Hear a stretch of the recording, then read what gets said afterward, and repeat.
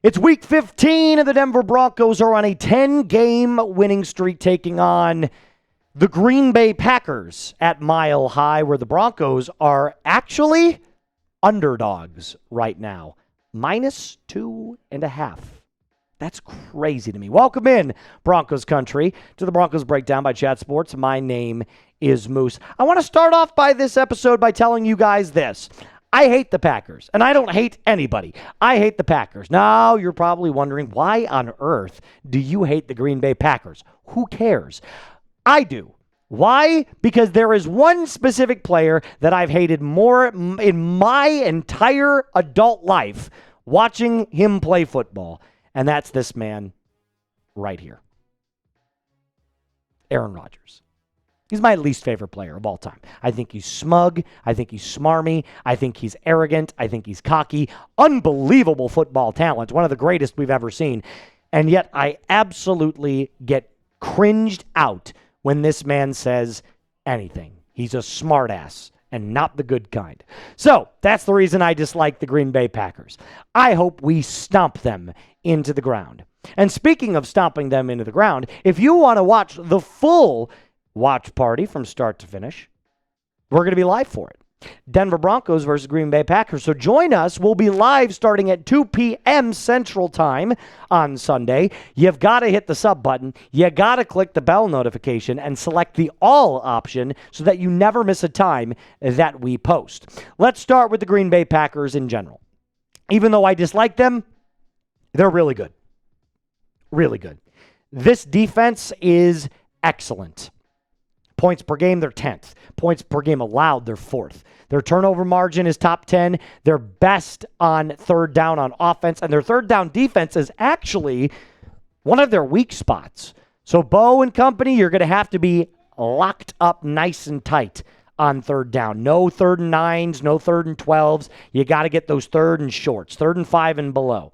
There is one player that I'm sure you're well aware of that got traded to Green Bay this offseason. That's Micah Parsons. Traded to the Packers on August 28th, right before the season started. This guy is an absolute menace. Is he the best edge in the game? Probably not. That title goes to Myles Garrett.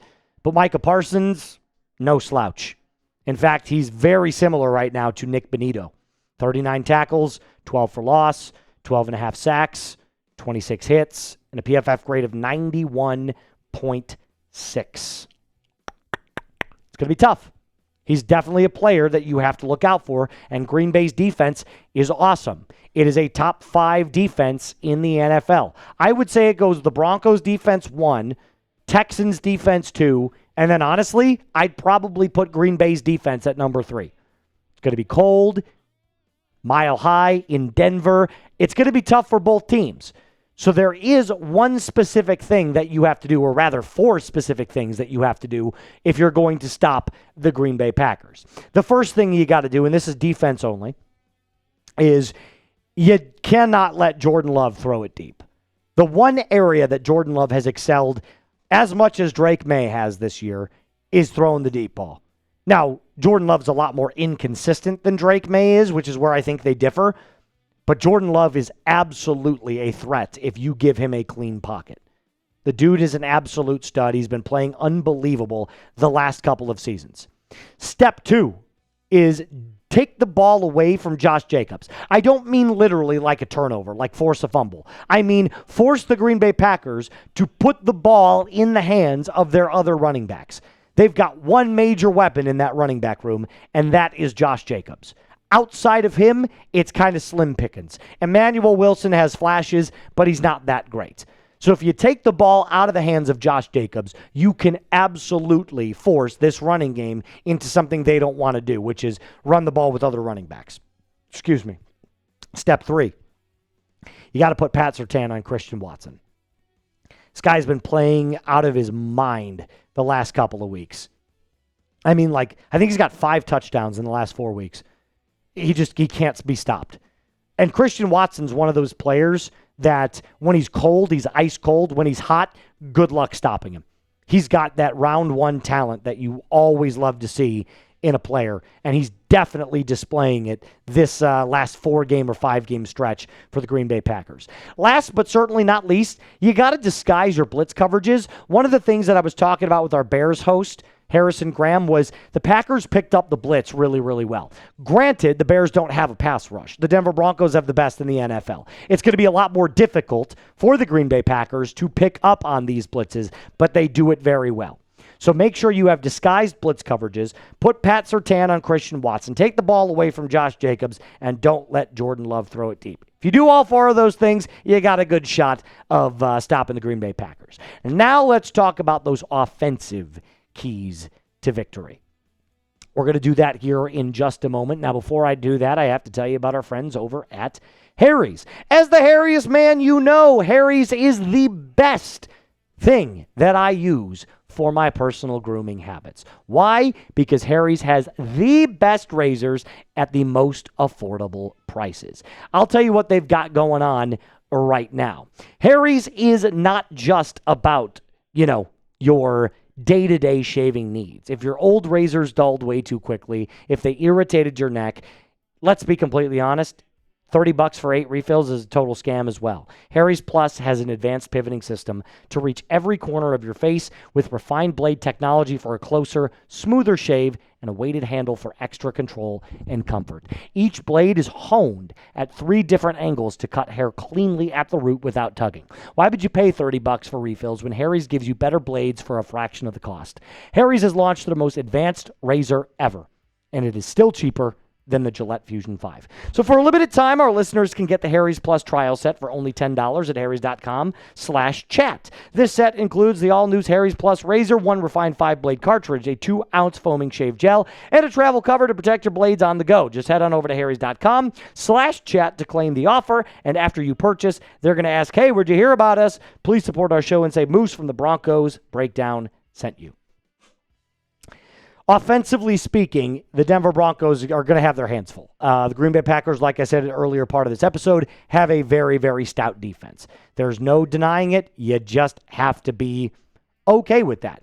But I also want to start off by saying this. The Denver Broncos have something to play for. I know you can't see it very well, so I'm going to do a good job of reading this to you. Call me the orator of this, if you will, as soon as I get my photo pulled up for you. Just give me one small brief moment here. There we are. Here's what the Denver Broncos can do.